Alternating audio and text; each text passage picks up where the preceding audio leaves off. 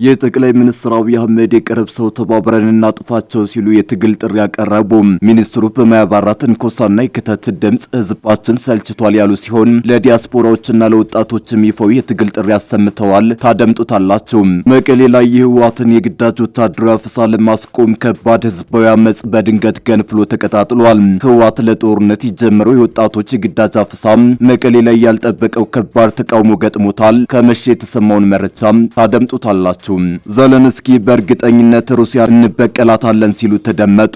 የዩክሬኑ ፕሬዝዳንት ዘለንስኪ በትናንትናው ዕለት በዋና ከተማቸው በተፈጸመው ጥቃት ጉዳት የደረሰባቸውን ቦታዎች ጎብኝተዋል። በጉብኝታቸው ወቅት ባደረጉት ንግግርም በሩሲያ ላይ በእርግጠኝነት የበቀል እርምጃ እንደሚወስዱ አስታውቀዋል። ትሰሙታላችሁ።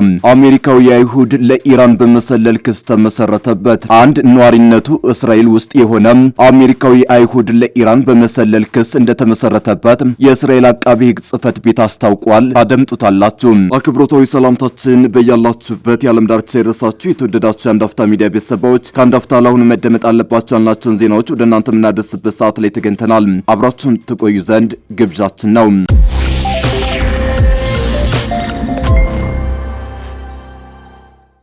መቀሌ ላይ የህወሓትን የግዳጅ ወታደራዊ አፈሳ ለማስቆም ከባድ ህዝባዊ አመጽ በድንገት ገንፍሎ ተቀጣጥሏል። ህወሓት ለጦርነት የጀመረው የወጣቶች የግዳጅ አፈሳ መቀሌ ላይ ያልጠበቀው ከባድ ተቃውሞ ገጥሞታል። ቡድኑ በአንድ በኩል ወጣቶችን በግዳጅ መመልመሉ ከባድ ተቃውሞ ሲገጥመው፣ በሌላ በኩል በራያ ጫካዎች የተኩስ ልምምድ እያደረገ ነው ተብሏል። በአፋርና አማራ አዋሳኝ ቅርብ ርቀት ላይ በሚገኙ በራያ ጫካዎች የከባድ መሳሪያ ተኩስ ልምምዱ በከፍተኛ ደረጃ እየጨመረ መሆኑ ታውቋል።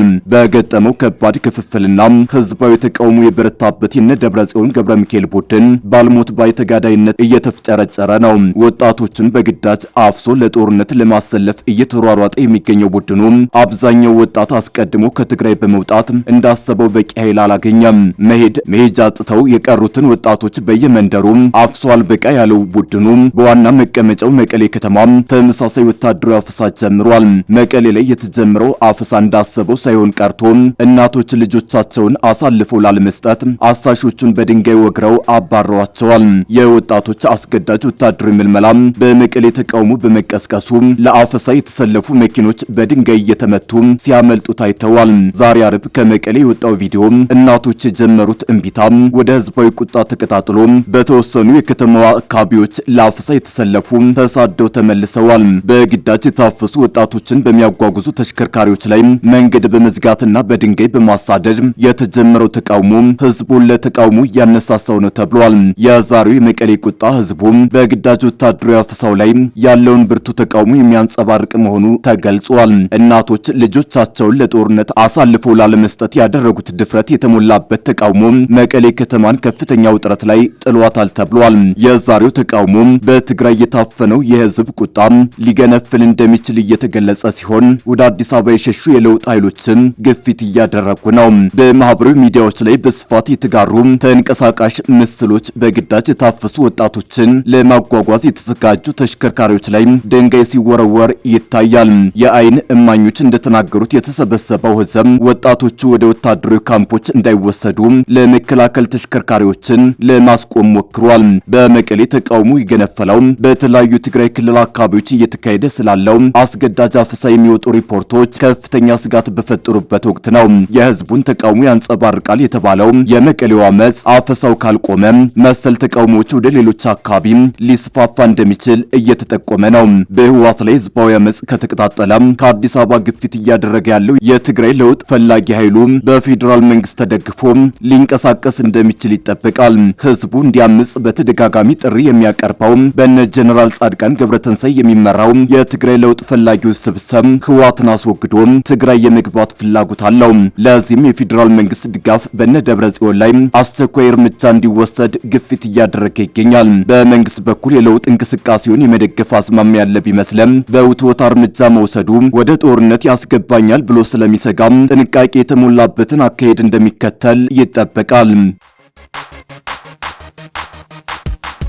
የጠቅላይ ሚኒስትር አብይ አህመድ የቅርብ ሰው ተባብረን እናጥፋቸው ሲሉ የትግል ጥሪ ያቀረቡ ሚኒስትሩ በማያባራ ትንኮሳና የክተት ድምፅ ህዝባችን ሰልችቷል ያሉ ሲሆን ለዲያስፖራዎችና ለወጣቶች ይፋዊ የትግል ጥሪ አሰምተዋል። የጠቅላይ ሚኒስትር አብይ አህመድ የቅርብ ሰው እንደሆኑ የሚነገርላቸው የቀድሞው የመከላከያ ሚኒስትር ዶክተር አብርሃም በላይ በዛሬው ዕለት በማህበራዊ ገጻቸው ላይ ተባብረን እናጥፋቸው ያሉበትን የትግል ጥሪ አቅርበዋል።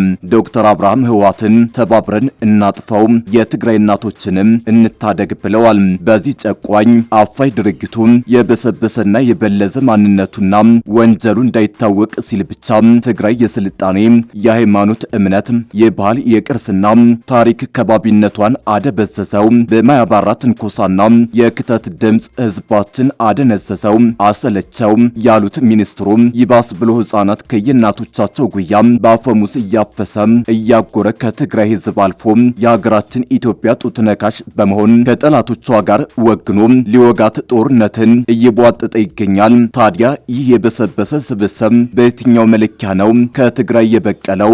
ለየትኛው ትግራዋይስ ነው እቆረቆርለታለሁ የሚለው ሲሉ ጠይቀዋል። ለአንድ የሞተ የደም ነጋዴ ቡድን የወለድናቸው አቅመ አዳም የደረሱም ያልደረሱም ዓመታትና ወቅት እየጠበቀ ልንገብርለት አይገባም ሲሉ ቀጥለው ይህ የግዳጅ ወታደራዊ አፍሳ የትግራይ እናቶች በአደባባይ ጭምር እየተቃወሙት መሆኑን አንስተዋል። በየትኛውም ከባቢ የምትገኝ ትግራዋይ የፖለቲካ አስተሳሰብ ልዩነት በመተው ለነጻነታችን በጋራ ንቁም፣ ለታሪካችንና ባህላችን፣ ለመጻኢ ህልውናችን፣ ለነገዋ ክልላችን ብስራት በጽናት እናበር፣ የሽፍታው የጭቆና ቀንበር ለአንዴና ለመጨረሻ ጊዜ በተባበረ ክንድ እናስወግድ በማለት የትግል ቅስቀሳ ጥሪ አቅርበዋል። የትግራይ ወጣት ሆይ ንቃ፣ አሁን ይበቃል፣ እምቢ ለአፈና እምቢ ለጭቆና ብለህ በአንድነት ራስህንና ወገንህን ማትረፍ ካልቻልክ መቼ ምን ልታመጣ ነው? ቡድኑ ከኔ ውጭ ማንም እንዳይናገር፣ እንዳይጽፍ፣ እንዳያስብ ብሎ ከገንዘብ ቅጣት እስከ እስር እና ሞት ቅጣት የሚበይን ህገ አራዊት አዋጅ አውጥቶ በግልጽ እየተንቀሳቀሰ ይገኛል። በተግባርም ቀና ያለን ማንኛውም ወጣት አፍኖ ለባዕድ ሀገራት አሳልፎ መሸጥ፣ በሚስጥራዊ ማጎሪያ ስፍራዎች ማኮር፣ የዕድሜ ባለጸጋና የሀገር ባለውለታ እናቶችና አባቶችን ማሰር፣ ሮጠው ያልጠገቡ የነገ ሀገር ተረካቢ ህፃናት ማፈን ወዘተ በይፋ ጀምሯል። መገለጫውም ነው። ታዲያ እስከመቼ ነው ነገህን እንዲያጨልም የምትፈቅደው? በማለት ጥያቄያቸውን ለክልሉ ህዝብ አቅርበዋል። ዘለንስኪ በእርግጠኝነት ሩሲያን እንበቀላታለን ሲሉ ተደመጡ።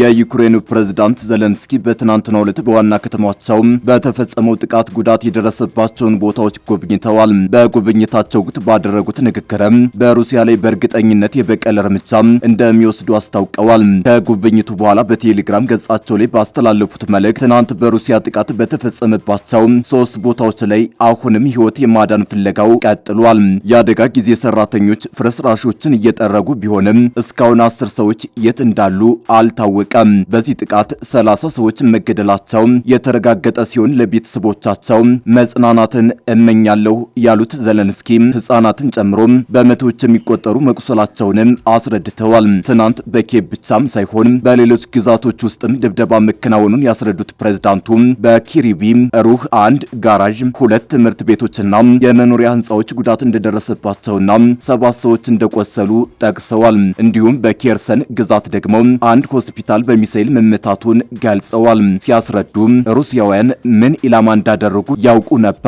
በኬርሰን የመቱት ምንም ወታደራዊ ጠቀሜታ የሌለው ሆስፒታል ነው። በዚህም በሚያሳዝን ሁኔታ አንድ ዶክተር ሲገደል ሌላ ነርስ ቆስላለች። በሱሚ ግዛት ደግሞ በአንድ አፓርታማ ላይ ባደረሱት ጥቃት አንዲት እናትና ሴት ልጇን ጨምሮ 4 ሰዎች ተገድለዋል በማለት አስታውቀዋል። ይህ በእንዲህ እንዳለ የተመድ ዋና ጸሐፊ አንቶኒዮ ጉተሬስ የትናንቱን የሩሲያ ጥቃት አውግዘው ተኩስ አቁም እንዲደረግ በድጋሚ ጥሪያቸውን አስተላልፈዋል። ዋና ጸሐፊው ጨምረው በየትኛውም ቦታ በሲቪሎችና ሲቪል መሰረተ ልማት ላይ የሚደረግ ጥቃት ዓለም አቀፍ የሰብአዊ ሕግጋትን የሚጥስ በመሆኑ በአስቸኳይ መቆም ይኖርበታል ብለዋል። በሌላ በኩል የአውሮፓ ህብረት ከፍተኛ ዲፕሎማት የሆኑ ካጃ ካላስ በዚህ ጥቃት የተነሳ በሩሲያ ላይ አዲስ ማዕቀብ እንዲጣል አስታውቀዋል። ፕሬዝዳንቱ ዘለንስኪ በዛሬው መልእክታቸው ሩሲያ ቀንና ሌሊት በዩክሬን ላይ ጥቃት ልትፈጽም እንደምትችል ገልጸው አጋሮቻቸው አስተማማኝ የአየር መቃወሚያ እንዲሰጧቸውም ጠይቀዋል።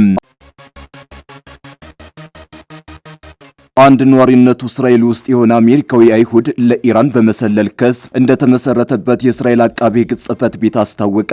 ኢየሩሳሌም ውስጥ ተማሪ የሆነው የ21 ዓመቱ አሜሪካዊው ኤሊ ላቦን በእስራኤል ላይ ለሚካሄደው ስለላ ከኢራን በኩል በክሪፕቶ ከረንሲ ክፍያ እንደሚሰጠው ተገልጿል። የእስራኤል መገናኛ ብዙሃን እንደዘገቡት ግለሰቡ ከኢራን የስለላ ወኪሎች ጋር ግንኙነት የጀመረው በህዳር 2025 ቤተሰቦቹን ለመጠየቅ ወደ አሜሪካ በሄደበት ጊዜ በቴሌግራም ላይ ለወጣ የስራ ማስታወቂያ ምላሽ ከሰጠ በኋላ ነው። ከአንድ ወር በኋላም ወጣቱ ወደ እስራኤል ሲመለስ የኢራን የስለላ ተቋምን የወከለ ሰው በቴሌግራም መልእክት በማስተላለፍ ፎቶዎችን እንዲያነሳና ቪዲዮዎችን እንዲቀርጽለት ትዕዛዝ እንደሰጠው በቀረበበት ክስ ላይ ተመላክቷል። በተጨማሪም የተለያዩ ቦታዎችን ቪዲዮ መቅረጹንና የታዘዘውን መፈጸሙን የሚገልጽ መልእክት ማስተላለፉ የተገለጸ ሲሆን ለዚህም ስራው በመቶዎች የሚቆጠር ዶላር በክሪፕቶ ከረንሲ እንደተከፈለው አቃቢ ሕግ ገልጿል። እስራኤል ባለፉት ዓመታት በርካታ የስለላ ድርጊቶች ያጋጠሟት ሲሆን አሁን የተከሰሰው ወጣት በዚህ ድርጊት የተያዘ የመጀመሪያው አሜሪካዊ ነው። አቃቢ ሕግ እንደሚለው በኢራን የተመለመሉ